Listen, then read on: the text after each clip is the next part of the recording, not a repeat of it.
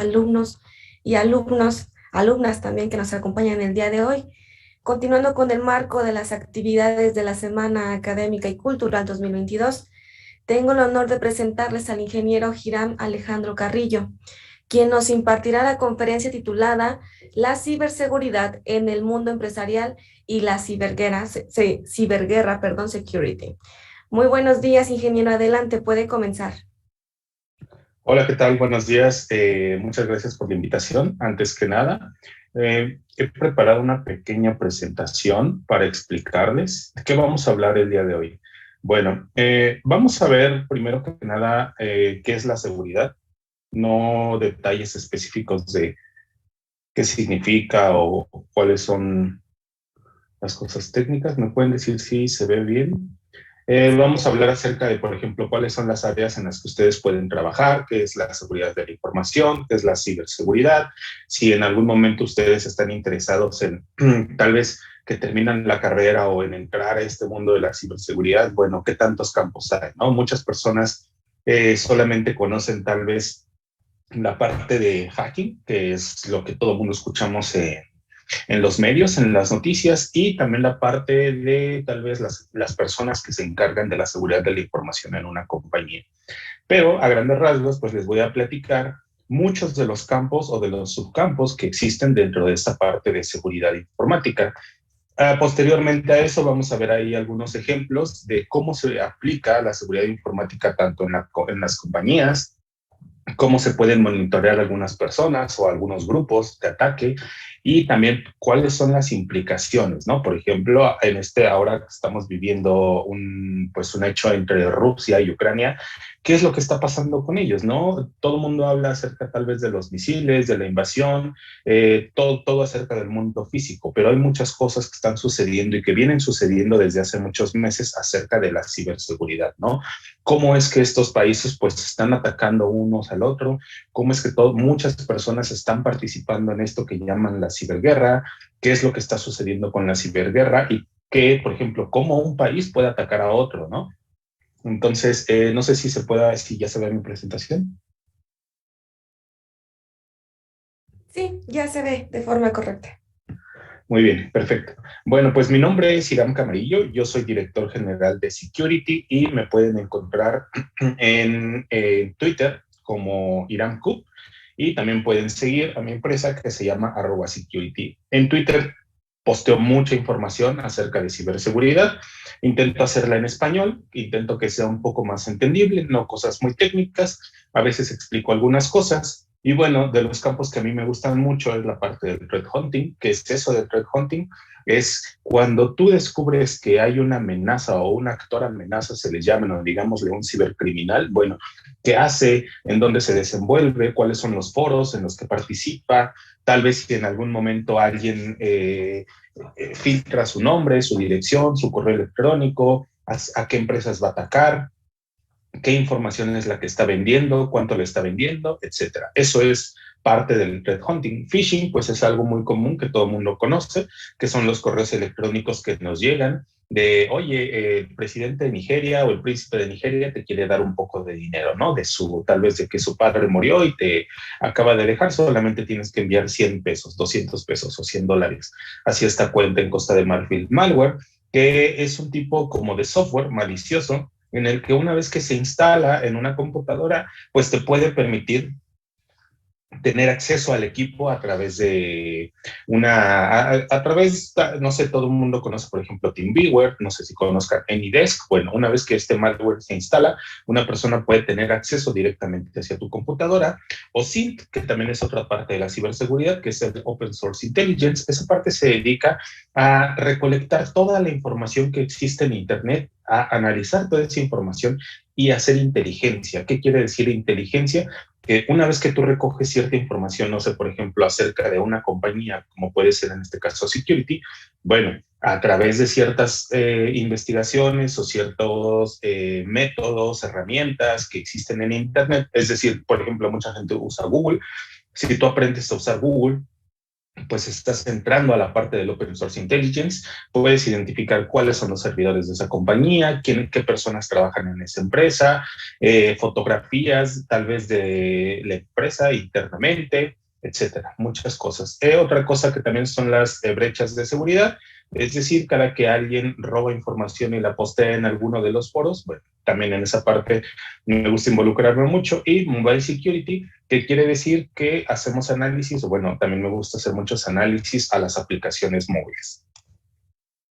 Les voy a platicar en 2 segundos quiénes somos. Somos Security, somos una empresa mexicana. Hemos trabajado con algunas de estas compañías haciéndoles pruebas de seguridad, es decir, Uber, Google, Netflix, Yahoo, compañías antivirus, etcétera. ¿Qué quiere decir esto? La realidad es de que tú puedes trabajar en una compañía como Facebook o Microsoft y obviamente ellos van a tener distintas tecnologías. Y es algo que si tú vas a involucrarte en la parte de la ciberseguridad o la seguridad de la información, tienes que entender que ninguna tecnología es más segura que la otra. Al final de cuentas, está desarrollada por seres humanos como nosotros y siempre van a tener vulnerabilidades. Entonces, es por eso que mucha gente dice que la seguridad no existe al 100%. Sí, porque siempre hay una persona que va a encontrar un bug o una vulnerabilidad en cualquiera de estas plataformas o herramientas, sin importar con qué tecnología se utilice o con qué tecnología se haya desarrollado. Tenemos algunas investigaciones. Esas investigaciones pues a veces han terminado en algunos medios de noticias, también en algunas entrevistas acerca de lo que hemos hecho, y bueno, ahí les comparto algunas de ellas, ¿no? Vamos a entrar. Primero, unos datos, un slide que entiendo que tal vez para muchos puede ser aburrido, pero es algo que debemos de considerar desde un inicio. Estos son datos de la Conducef, son datos reales. ¿Y qué es lo que tenemos que observar aquí? Bueno, primero que nada, veamos cómo a partir del 2017 teníamos los ataques o los fraudes tradicionales muy por encima de los ataques cibernéticos. ¿Qué quiere decir esto? Segundo format está en Spotlight. Los ataques cibernéticos, por ejemplo, la Conducef había analizado que, bueno, tenía más de 864,000 quejas en el 2017 de fraudes tradicionales y más de 639,000 fraudes cibernéticos. Fraudes cibernéticos me refiero a que te llegó un correo electrónico, ingresaste a alguna página y colocaste los datos de tu tarjeta de crédito y después ya recibiste un cargo de 20,000, de 30,000 pesos, etcétera. Bueno, Recording in progress. Desde el 2017 esto ha ido cambiando. ¿Qué quiere decir eso? Que es mucho más fácil para las personas hacer un fraude a través de una computadora que un fraude tradicional. ¿A qué nos referimos con fraude tradicional? Por ejemplo, había muchas personas que van a los bancos, sacan dinero, alguien se les acerca, les cambia la tarjeta y ellos se quedaban con una tarjeta que ya no servía, mientras la persona que estaba realizando el fraude pues simplemente iba y sacaba el dinero de otro cajero, ¿no? Eso es un fraude tradicional. Un fraude tradicional es que involucra una interacción física de una persona a otra, o que la persona que está realizando el fraude tenga que estar presente físicamente en algún lugar. Esto está cambiando. Los fraudes tradicionales, si ven en la gráfica, van en aumento cada vez más y los cibernéticos y los tradicionales van cayendo cada vez. Entonces, esto nos debe de dar a entender, o qué es lo que podemos entender aquí, que tenemos no sé, apenas, o sea, en México apenas se está iniciando toda la parte de la ciberseguridad, y quien se quiera dedicar a este campo, pues al final de cuentas, si los fraudes cibernéticos siguen aumentando, pues el campo laboral también va a aumentar inmensamente, ¿no? ¿Qué significa esto? La realidad es de que trabajar en la parte de seguridad de la información y ciberseguridad es principalmente para proteger a una compañía contra algún cibercriminal o contra algún ataque.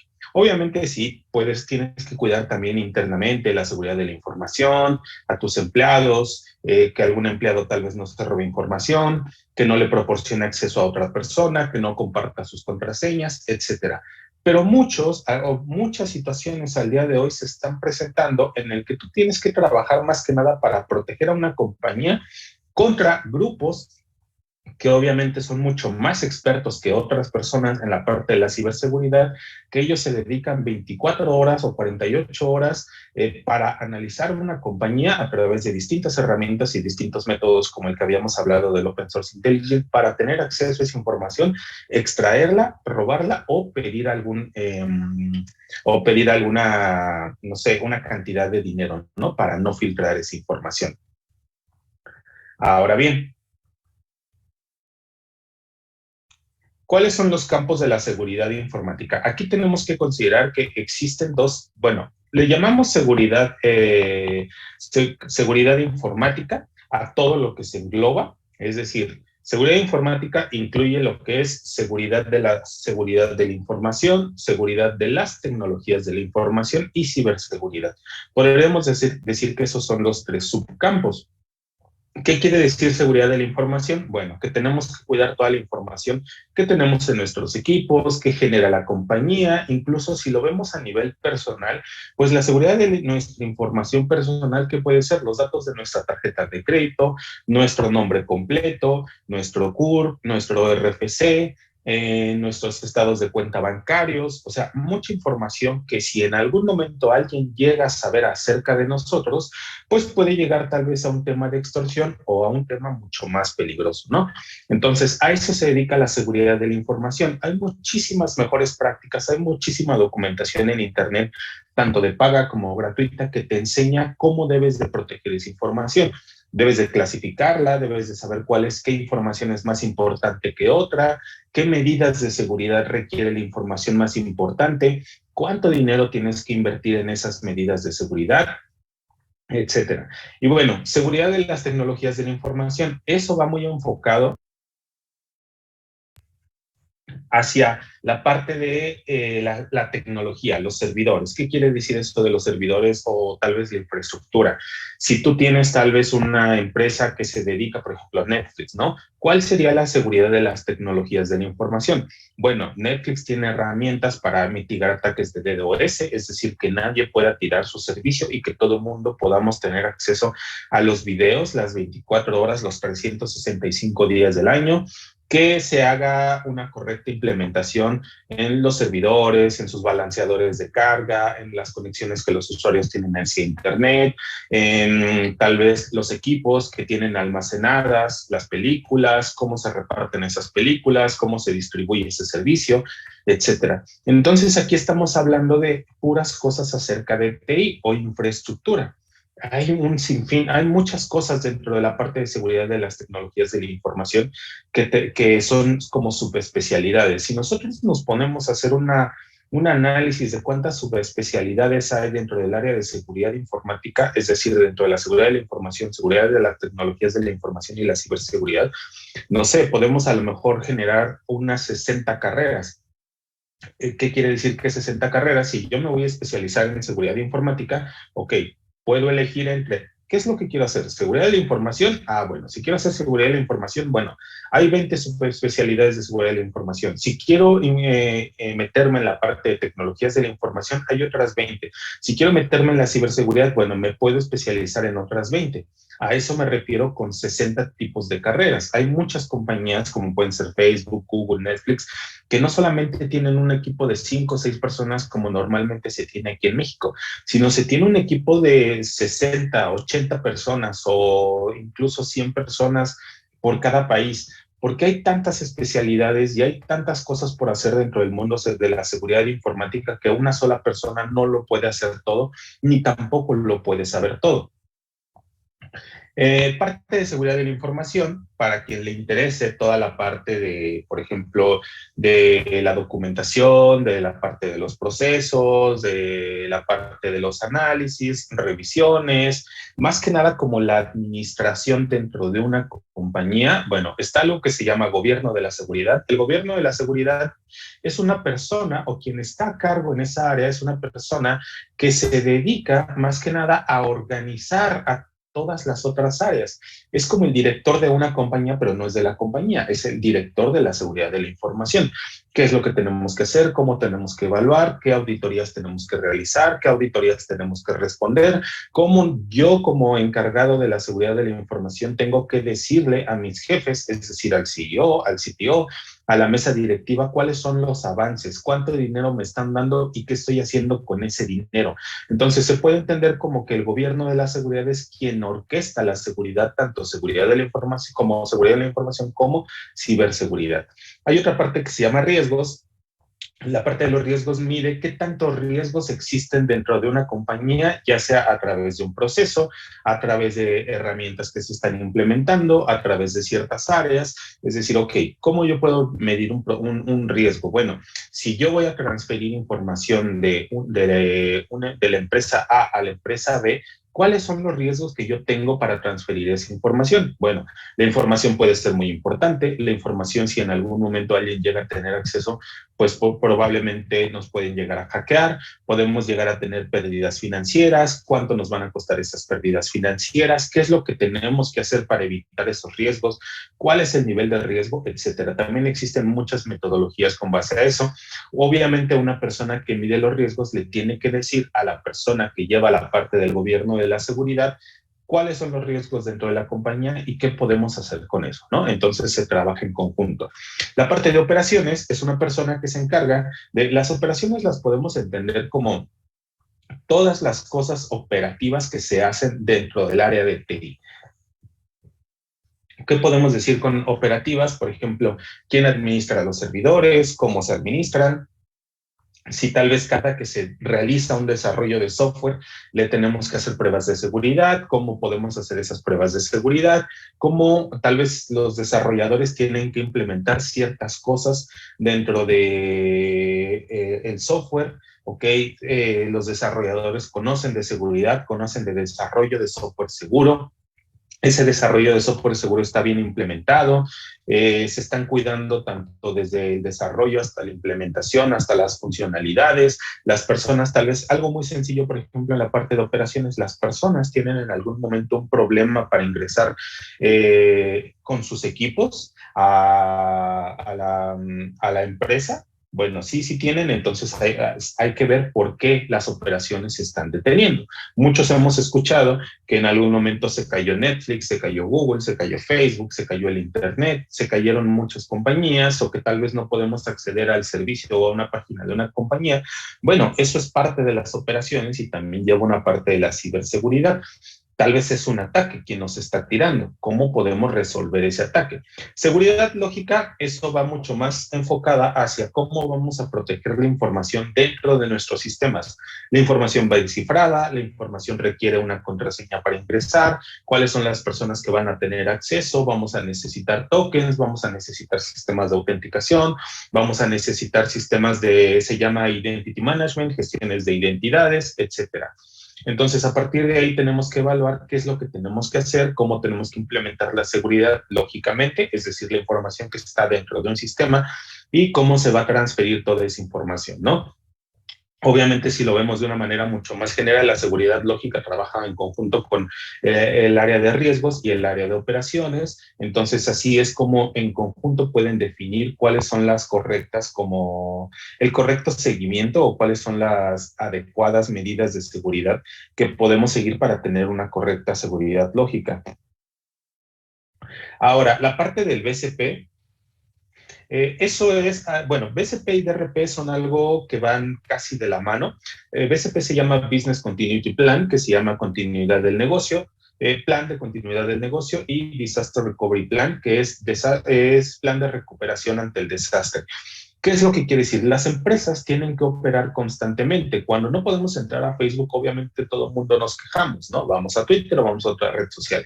Bueno, el BCP lo que te permite es, si en algún momento tú tienes una interrupción dentro de tu compañía, en tus operaciones, ¿cuál va a ser el plan alternativo? Esta persona tiene que ser la encargada de pensar en qué es lo que vamos a hacer en el caso en el que no podamos continuar con las operaciones de la compañía. Por ejemplo, una vez yo estaba trabajando en una empresa, no sé si alguien la conoce, se llama Linio, y nos topamos con que afuera de las oficinas, en el mismo edificio en el que nosotros estábamos, habían unas oficinas gubernamentales. Cuando llegamos a nuestro edificio después de comer, nos topamos con que había mucha gente protestando y no permitía la entrada ni la salida hacia el edificio.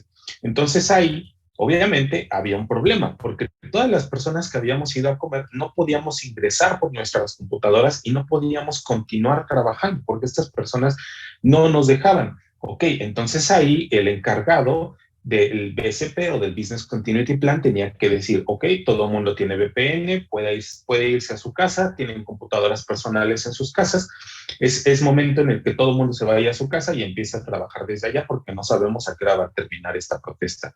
El Disaster Recovery Plan se trata de cuando existe un desastre, qué es lo que tenemos que hacer o cuál es el plan para recuperar nuestras operaciones. Supongamos, tal vez existe un terremoto, este terremoto tiró las oficinas de donde estábamos, ok, ¿cuáles son las alternativas que tenemos para continuar trabajando si ya no podemos acceder porque se cayeron las oficinas? No es lo mismo que el BCP, porque el BCP es simplemente una continuidad, pero ya cuando existe un desastre, ya entra la persona que se encarga de pensar en esos desastres. Hay planes de RP hay planes de RP en los que las personas incluso agregan ataques de ovnis, ¿no? O invasiones alienígenas. Y los DRPs pueden ser tan exagerados como tú quieras. Obviamente te va a tomar trabajo. Si le pones ese tipo de situaciones, pues ahí estás perdiendo tal vez el tiempo en tal vez desarrollar esa parte de un ataque alienígena y vas a invertirle 1 hora, 2 horas o 3 horas, ¿no? Pero pues quién sabe, a lo mejor y esta persona sí va a estar preparada para un ataque alienígena y las personas que pensamos que nunca va a pasar, van a llegar los alienígenas y va a ser un desastre y no vamos a saber qué hacer en ese momento. Seguridad de la información, otra persona es la que se encarga de la estrategia, es quien piensa qué es lo que vamos a hacer, cómo vamos a ir más allá, cómo la empresa, conjunto con la seguridad de la información, cómo la empresa tiene que generar datos, cómo tiene que generar más dinero, cómo tiene que protegerse, qué es lo que tiene que hacer a 20 años, a 5 años, a 3 años, cuál es la estrategia que tenemos que seguir conforme a los ataques que estamos recibiendo constantemente, qué es lo que debemos de comprar. Entonces eso es como que una persona que piensa qué es lo que puede llegar a pasar junto con información que ya tiene presente, junto con todo lo que se está detectando, y a partir de eso pues definir qué es lo que se va a hacer. La parte del cumplimiento, que es otro punto, otra área también, que son las personas que se encargan de leer las leyes, de leer las normativas, tanto nacionales o internacionales, y que si, por ejemplo, nosotros somos una casa de bolsa, pues obviamente tenemos que cumplir con leyes o con normativas de la Comisión Nacional Bancaria y de Valores, ¿no? Ok, entonces esas personas de cumplimiento tienen que leer todo eso y si la comisión nos dice, bueno, tienes que implementar un cifrado de 256, ok, ese cifrado va a ir implementado, ¿cómo va a ir implementado? La Comisión Nacional Bancaria te dice, debes de proteger la información de tus usuarios. Ok, ¿cómo lo voy a implementar? Entonces, eso va muy apegado tanto a las leyes y por eso se le llama cumplimiento, porque tenemos que cumplir ante una institución o ante a una entidad gubernamental y todo lo que nosotros estamos haciendo debe de ir apegado a lo que ellos están requiriendo. También en la parte de recursos humanos existe algo parte de la seguridad de la información. ¿Qué es lo que hace una persona que se enfoca en la parte de recursos humanos o la seguridad de la información de los recursos humanos? Bueno, cuando tú contratas a alguien, que esa persona tal vez no tenga antecedentes penales, que tal vez no lo hayan corrido de su trabajo anterior porque se robó información, porque tal vez está vendiendo accesos y él recibe $1,000,000 cada que se cambia de compañía, es una persona sospechosa, tiene una actividad sospechosa dentro de la compañía, sabotaje, tal vez llega al área de servidores y le avienta agua a un servidor, no sé, muchas cosas es la que tiene que involucrarse la parte de seguridad de la información con el área de recursos humanos. Control de accesos son las personas que se dedican a revisar quién entra y quién sale, ¿no? No solamente físicamente dentro de la compañía, sino quién accede a los sistemas, cómo accede a esa información, qué tipo de información es la que está accediendo, qué niveles de permisos tienen, qué es lo que tenemos que hacer, qué controles debemos implementar para bloquear los accesos a personas no deseadas, tanto física como lógicamente. DLP es algo que se llama Data Loss Prevention, que son las personas que se encargan de investigar que la información no sea robada. Por ejemplo, ¿qué es lo más común? En esta parte de DLP, las personas se encuentran con personas que están trabajando dentro de una compañía y que se envían un correo a sus correos electrónicos personales con la información de los clientes, con número de teléfono, nombre completo, correo electrónico. Entonces, una vez que se los mandan, a los 2 o a los 3 días ya les empieza a llamar tal vez una compañía para venderles Coca-Cola, ¿no?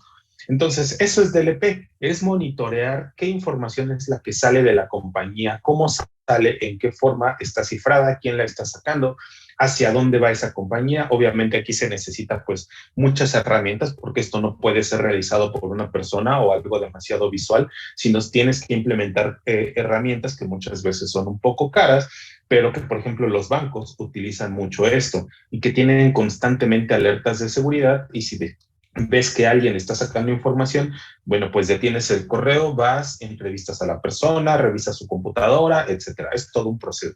Seguridad física tiene que ver mucho que ver con las cámaras, los incendios, qué es lo que tenemos que hacer si alguien ingresa a la compañía, si tenemos una protesta, las bardas, tenemos las bardas protegidas, tenemos los accesos, es decir, las puertas se abren, tal vez hacia afuera, se abren hacia adentro, tenemos tal vez un sitio, un site donde guardamos todos los servidores, quién puede tener acceso a ese servidor, se trabaja mucho en conjunto con la parte de control de accesos a nivel físico, tienes una tarjeta para tú ingresar a una compañía, esa tarjeta puede ser clonada, alguien tiene otra tarjeta con el mismo número de ID, etcétera. Entonces eso se dedica a la seguridad física. Auditorías, todo el mundo lo sabe, son las personas que llegan y auditan tanto externa como internamente a una compañía. Existen muchas mejores prácticas, que son las mejores prácticas tanto nacionales como internacionales, que te dicen cómo puedes tú generar una auditoría, cómo la puedes llevar a cabo y cómo puedes responder a ellas y qué es lo que tienes que hacer. La parte legal, también existen abogados que se dedican a la seguridad de la información. Se llama informática legislativa. La parte informática legislativa, pues es, ok, las leyes dicen esto, una persona acaba de cometer un crimen o un cibercrimen, digámosle así, entonces, ¿qué leyes son las aplicables? ¿Cómo lo podemos demandar? ¿Qué es lo que tenemos que hacer? Ok, la empresa no está cumpliendo tal vez con la parte de protección de datos personales de sus clientes, ok, ¿cuáles son las normativas? ¿Qué es lo que tienes que cumplir? ¿Cómo tienes que responder ante el INAI? ¿Cuáles son los requerimientos? Legalmente, ¿cuál es la multa a la que puedes llegar a pagar porque tal vez no has protegido la información, etcétera? Hay otras compañías que también se dedican a la prevención de fraudes. Ahorita las más importantes o las que más desarrolladas están son las que implementan inteligencia artificial porque pueden llegar a detectar un fraude en menos de un segundo.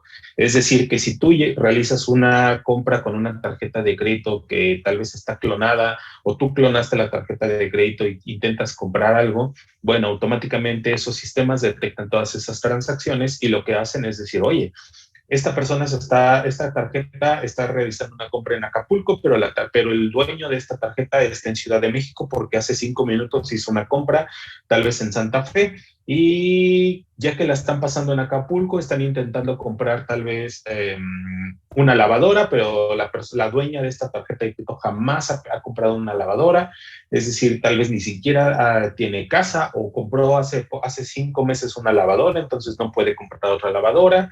está excediendo el monto por sus compras regulares, casi por lo regular gasta 1,000 pesos al mes, pero esta compra está excediendo tal vez 10,000, 12,000, 15,000 pesos. Entonces, hacen una serie de checks a través de la inteligencia artificial que en menos de un segundo te dicen si esa tarjeta está flagueada, es decir, puede ser un riesgo de fraude o no.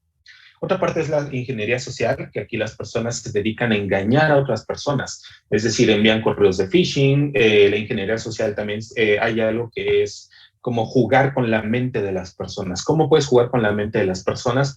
Muchas veces te haces amigo de esa persona, te gana su confianza, entonces esa persona te empieza a compartir mucha información sensible de la compañía.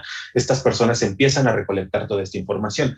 Una de las implicaciones o cómo puedes ser tú un ingeniero social, por ejemplo, los contratan mucho en los bancos.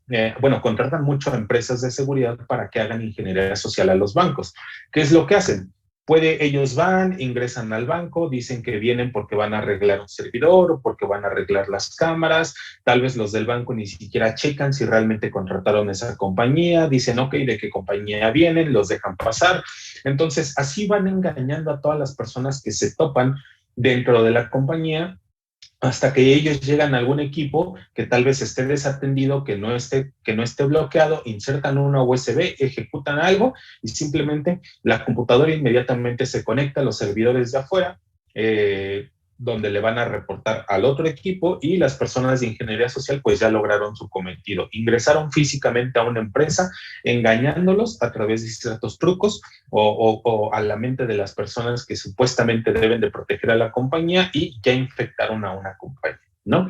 La criptografía es cuáles son las fórmulas matemáticas que debemos de nosotros implementar para que nadie pueda tener acceso a nuestra información, más que solamente las personas que las personas que realmente deban de tener acceso a esa información, ¿no? Es decir, las personas que tengan la llave para que puedan descifrar.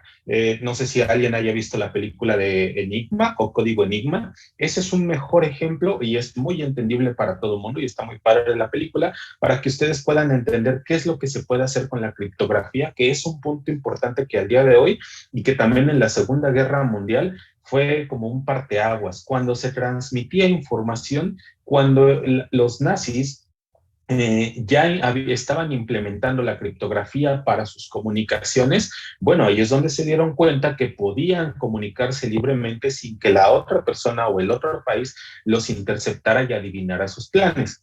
Otra parte de la seguridad es la parte de IoT, que es Internet of Things. Si, por ejemplo, nosotros compramos focos inteligentes, compramos tal vez apagadores inteligentes, cámaras, no sé, una Alexa, un Google Home, todos esos dispositivos que están dentro de nuestra casa y que se conectan a Internet, todos ellos también necesitan seguridad. ¿Por qué? Hubo un caso hace un par de años o hace 3 años en el que un casino en Estados Unidos cuidaba tanto su seguridad y lo tenían monitoreado, tenía un equipo de 30, 50 personas que estaban monitoreando su seguridad, porque obviamente los casinos siempre van a ser siempre van a ser el objetivo de los atacantes.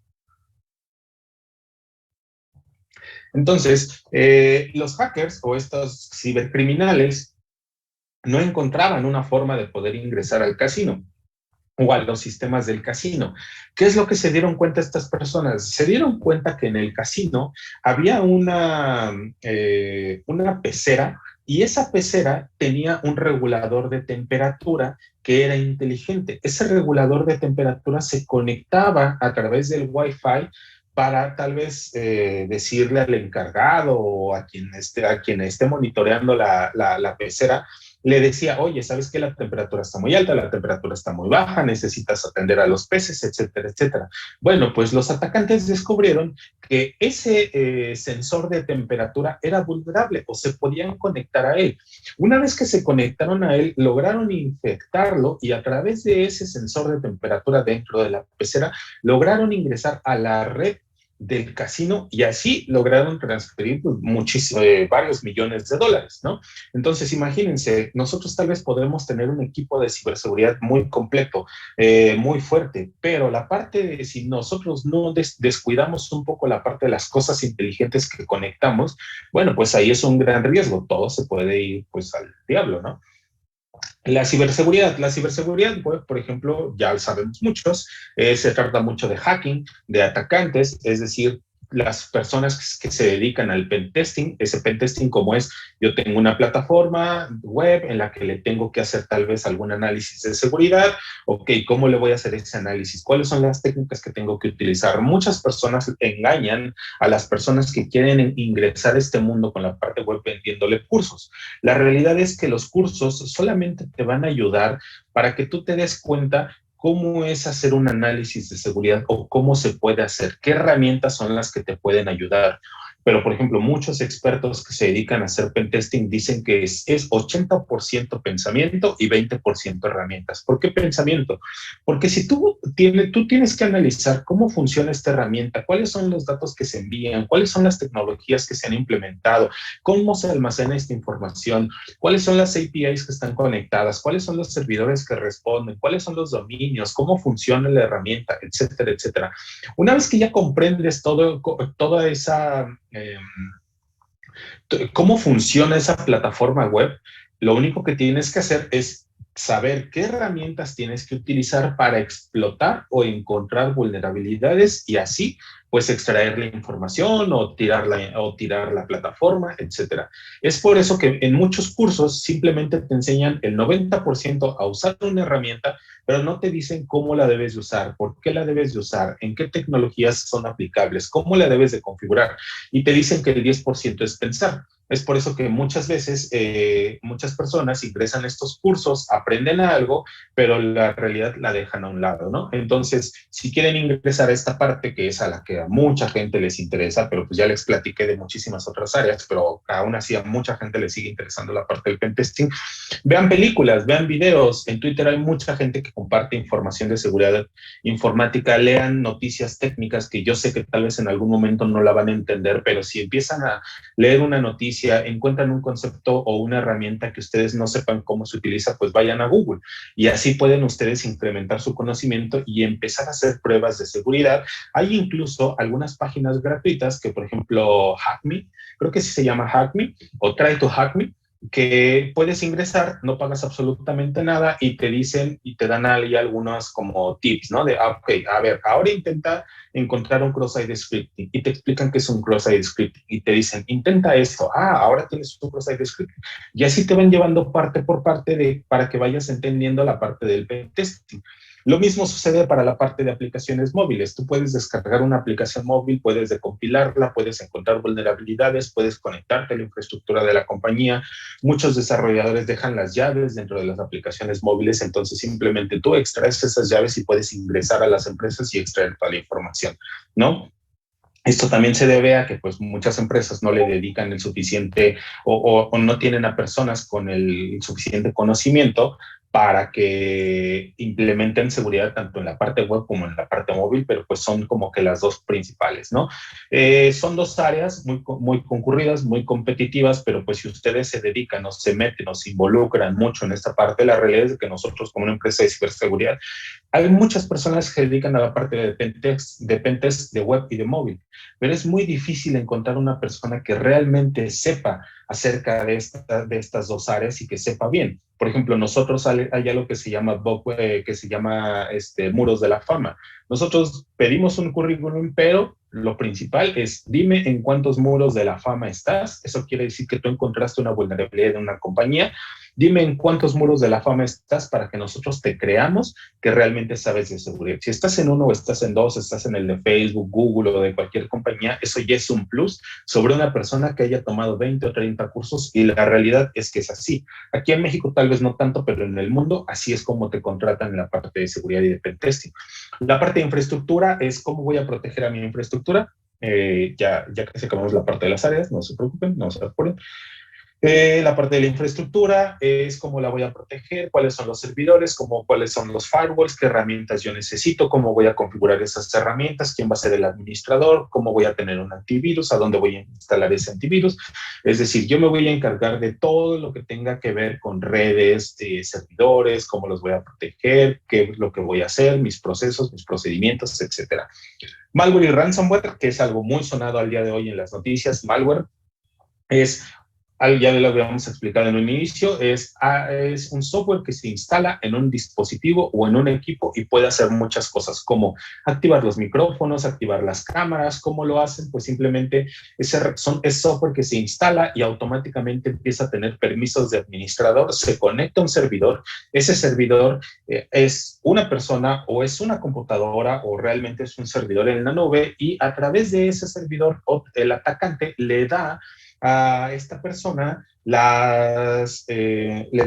da las instrucciones de qué es lo que tiene que hacer. ¿Y cómo son esas instrucciones? Hay muchas veces, o los atacantes que realmente están muy avanzados, ellos trabajan mucho en códigos muy pequeños. ¿Por qué? Porque si los equipos de seguridad detectan que alguien le está mandando instrucciones a una computadora, pues eso ya es como una red flag, ¿no? Entonces, muchos atacantes lo que hacen es simplemente le mandan un 1. Bueno, el malware ya sabe que 1 significa ejecuta.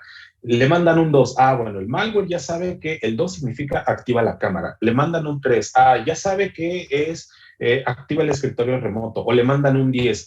Pues ya sabe el malware que el 10 significa que se autodestruya, y automáticamente él se autodestruye, se elimina de la computadora, elimina todos los logs, los registros, y ya no hay absolutamente nada. Así es como funcionan estas comunicaciones entre una computadora infectada. Por eso es de que muchas empresas no se dan cuenta que sus equipos están infectados. Obviamente también tenemos que entrar a otro tema, que es la parte del ocultamiento, que es algo también súper padre, pero pues eso ya será en otra ocasión, ¿no? La parte del ransomware, que es muy similar a la parte del malware, pero el ransomware tiene otro paso. Una vez que que ya hayan infectado a una compañía, el ransomware lo que hace es cifrar toda la información y pedir un rescate por esa información.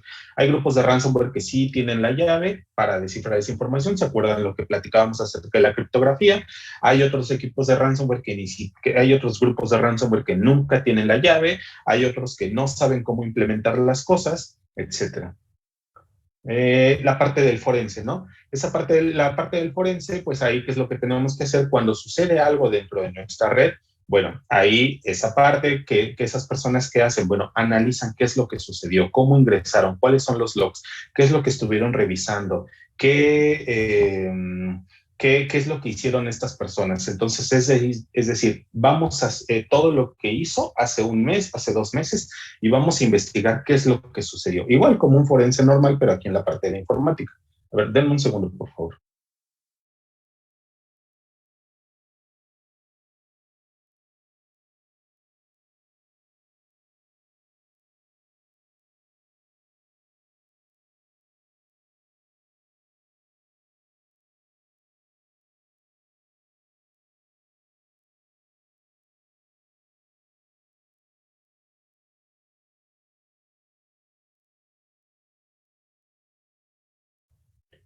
Ya, perdón. Bueno, la parte de los roles de seguridad de la información. Aquí hay unos roles que les coloqué para quien esté interesado. ¿Cómo puedes empezar tú una vez que ingresas a una compañía o a este mundo de la ciberseguridad? Bueno, pues puedes ingresar como analista, de ahí saltas a consultor, después pasas a consultor senior, después te especializas, puedes llegar a ser gerente senior, director y CISO, ¿no? Que es el último escalón de la parte del CISO. Pero no solamente son estos roles, sino como especialista, como les explicaba anteriormente, puede ser forense, puede ser de Open Source Intelligence, puede ser pentester, puede ser malware, ransomware, respuesta a incidentes, Threat Intelligence, etcétera. Entonces, una vez que tú te especializas, pues obviamente vas a ser tal vez un gerente de pentesting, ¿no? Puede ser un gerente de malware, un gerente de ransomware, etcétera. Entonces, son muchas ramas las que se pueden dividir o por especialidades en esta área de seguridad. Bueno, ahora vamos a hablar de lo que está pasando con Rusia y Ucrania. Bueno, hay algo que se llama resiliencia operativa. ¿Qué quiere decir eso? Si tú en algún momento, tú como una entidad gubernamental o tú como un país empiezas a recibir un ataque, bueno, por ejemplo, pasó en Estados Unidos, atacaron una planta de distribución de agua. Lo que intentaron fue subir ciertos niveles de químicos para envenenar a toda la población de Florida. Afortunadamente lo detectaron antes, pero esto fue a través infectando una computadora. Entonces, ¿eso qué es lo que hizo? Bueno, que detuvieran las operaciones, no pudieron distribuir agua, muchas personas se quedaron sin agua por varios días, entonces ahí afectaron a todo un estado completamente. Uno de los ejemplos es un ataque al Colonial Pipeline, que es una empresa muy grande en Estados Unidos que pasa por diferentes estados, que se dedica a distribuir petróleo o gas, ¿no? Son gasoductos. Entonces atacaron a esta compañía y ellos distribuían, también creo que llegaban a esa parte, llegaba a Monterrey o parte de sus servicios llegaban a Monterrey. Entonces, 3 estados de Estados Unidos no podían atender o no podían continuar con sus operaciones porque habían atacado a su proveedor. Entonces ahí ya es un tema en el que es una infraestructura que es crítica para la nación y que si alguien la ataca puede detener parcial o totalmente a todo un país. Eso es algo que está pasando contra Ucrania y contra Rusia. Están atacando a las infraestructuras críticas de un país, es decir, Rusia siempre ha tenido problemas con Estados Unidos, pero Rusia siempre está intentando atacar a sus infraestructuras críticas de Estados Unidos y lo ha logrado. Obviamente Estados Unidos y otros países también están haciendo exactamente lo mismo.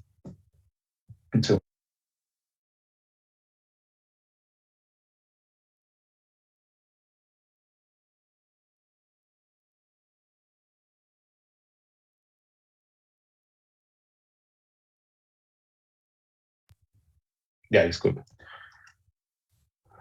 Bueno, aquí hay un mapa que yo les puse, que son los ataques diarios de ransomware a nivel global, que es lo que hacen. Por ejemplo, en Ciudad de México se registró el año pasado, gracias a ciertos escáneres que están en Internet, uno el 28 de mayo, bueno, otro también el 28 de mayo, otro el 31 de mayo, pedían 0.02 bitcoins por el rescate y bueno, el promedio que les daban a las compañías para realizar el pago era de 48 horas, ¿no?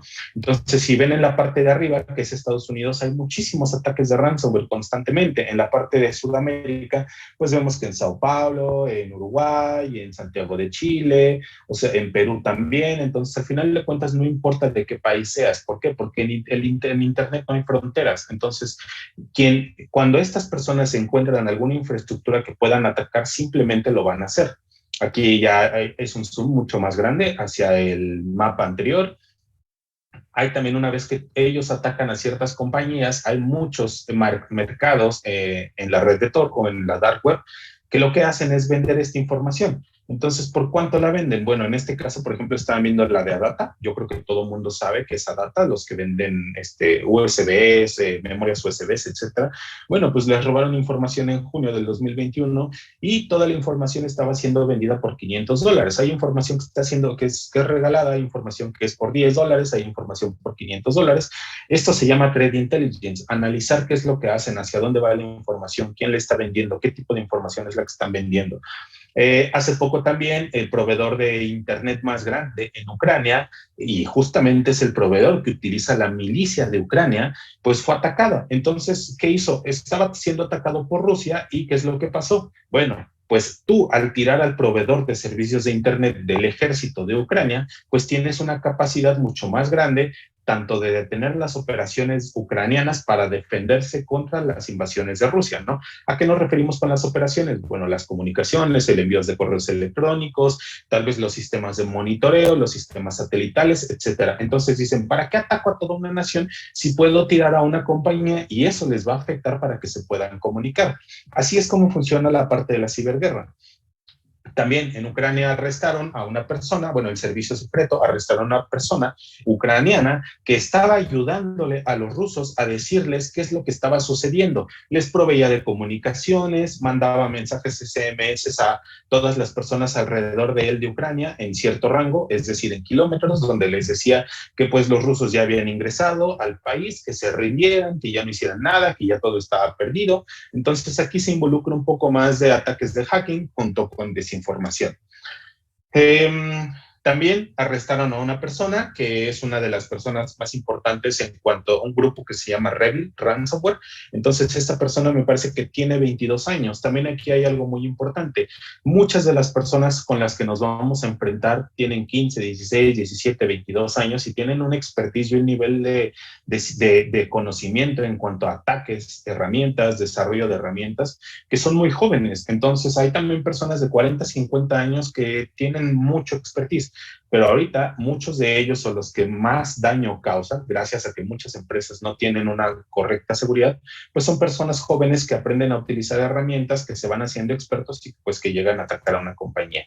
Otra parte es la parte de la desinformación. Telegram se utiliza mucho eso. Rusia estuvo utilizando, mandando mensajes en grupos de Telegram diciendo que habían ganado, que ya se habían rendido, que estaban ciertas situaciones, no sé, muchas cosas que utilizan para ¿qué? Para jugar con la mente de los ucranianos y que pues los ucranianos dejaran el país, dejaran las armas, se rindieran, etcétera. Entonces esto también es algo parte de todos los análisis que pueden hacer una persona como Threat Intelligence o Open Source Intelligence. Ya por último, bueno, hackers también rusos estaban intentando ingresar a las cuentas de correos electrónicos y a los celulares de oficiales europeos para saber en dónde estaban los refugios de los ucranianos y también las posiciones militares para así saber en dónde atacar mucho más fácil. Y también había otro grupo, o hay otro grupo que se llama IT Army de Ucrania, y ellos lo que estaban haciendo era atacar. Una vez que Bielorrusia dijo que también iba a ingresar a la guerra, ellos decidieron atacar el sistema ferroviario y también el sistema de GPS de Rusia. ¿Para qué? ¿Para qué? Para detener la movilización de todos los militares hacia las fronteras de Ucrania. Entonces aquí estamos hablando de que no puedes atacar tal físicamente a los soldados, pero sí puedes atacar al sistema que los lleva de Bielorrusia o de Rusia hacia las fronteras de Ucrania. Y bueno, eso es todo. ¿Alguna duda?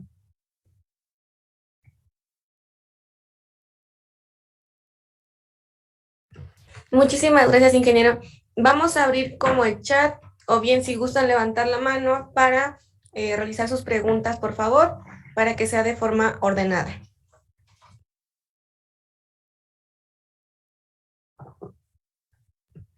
Adelante, Tania Hernández, por favor. Sí, mi pregunta es, ¿sí me escucho? Sí, te escuchamos. Ok. Es sobre qué otras herramientas recomienda como para aprender sobre esto, porque pues yo he visto cursos y pues justo me topo con lo que mencionó, que pues son como herramienta, pero no te dicen cómo realmente pensar, cómo usarlo. Y bueno, esa es mi pregunta.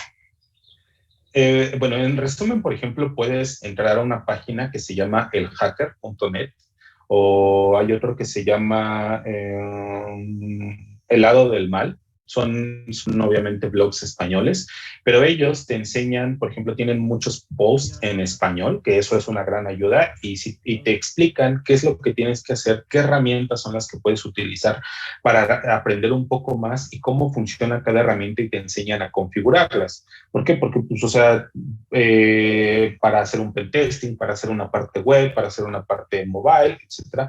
O sea, es mejor acercarte a este tipo de blogs que son en español, que te explican muy detalladamente y en palabras pues muy básicas cómo puedes utilizar y cómo puedes realizar ciertos ataques. Entonces, yo les recomiendo más acercarte a esos blogs y también, obviamente, una vez que tú descubres un blog, vas descubriendo otro tras otro tras otro y ahí te vas enfocando en las áreas a las que a ti te interesan y ellos te dan todas las herramientas. Entonces, es muy fácil empezar desde esa parte, ¿no? Muchas gracias. Muy bien. Excelente, muchas gracias. Tenemos algunas preguntas también aquí en el chat. Al Jiménez pregunta, ¿en qué área de conocimiento recomienda enfocarse para empezar a trabajar en ciberseguridad? Primero deben de empezar en la parte de seguridad informática, que ahí vas a ver la parte de seguridad y ciberseguridad. O puedes empezar en de seguridad de la información, porque ahí es donde un segundo, perdón, creo que estoy... Porque en la parte de seguridad de la información es donde puedes aprender cómo se conecta un área con otra, ¿no? Muchas de las personas que empezamos como becarios o como empezamos como analistas siempre nos colocan en la parte de seguridad de la información. Yo no entendía por qué, pero la realidad es de que eso te permite conocer pues muchísimas otras áreas, cómo funciona cada una de esas áreas, involucrarte o preguntarle a otra persona encargada de testing, de ransomware, de malware, de open source intelligence, y ellos te van explicando. Además, sinceramente tú eres la persona que va a realizar toda la documentación, que va a hacer las investigaciones, que va a desarrollar muchas cosas. Entonces eso es una gran ayuda para ti, para poder entender esas cosas. Excelente, muchas gracias. Tenemos más preguntas en el chat. Josué Álvarez Méndez pregunta, si a un futuro que me diera la oportunidad para ingeniería en software, ¿a qué se me podría recomendar empezar para emprender en el trabajo a base de esto? Creo que va un poco relacionado con la pregunta anterior. Si gusta, como poderla contestar en referencia a él. Ok, de oportunidad para un ingeniero de software que eso... por ejemplo, para el desarrollo seguro puedes empezar, bueno, puedes empezar en la parte de desarrollo seguro, así se llama. O en inglés es Software Development Life Cycle. Entonces ahí te enseñan, por ejemplo, metodologías como pueden ser OWASP, metodologías como pueden ser implementaciones de desarrollo. ¿Para qué? Para proteger los desarrollos desde un inicio antes de que tú los llegues a implementar.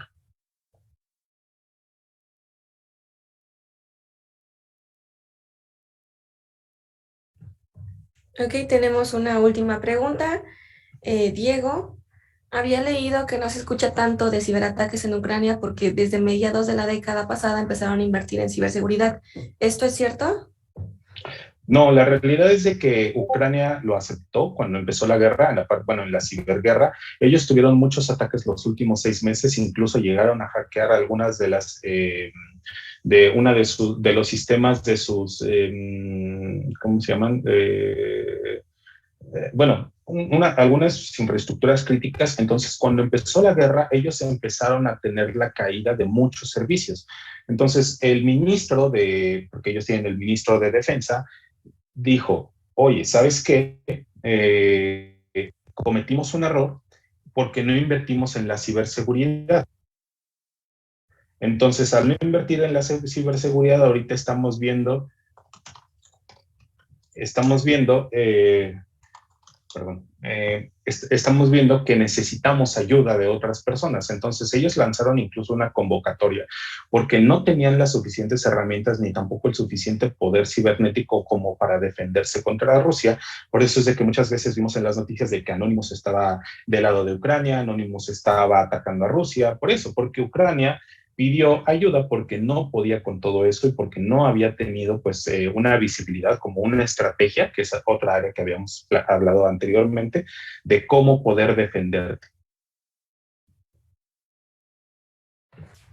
Excelente, muchísimas gracias. También le agradecen aquí en el chat. Pues le agradecemos bastante la conferencia que el día de hoy nos permitió presentarnos, ingeniero, y pues en nombre de la Facultad de Informática y por su participación en la Semana Académica y Cultural 2022, se le hará entrega de su constancia por su participación vía correo electrónico. Muchísimas gracias. Perfecto, muchas gracias a ustedes por la invitación. Que tengan buen día. Hasta luego. Buen día.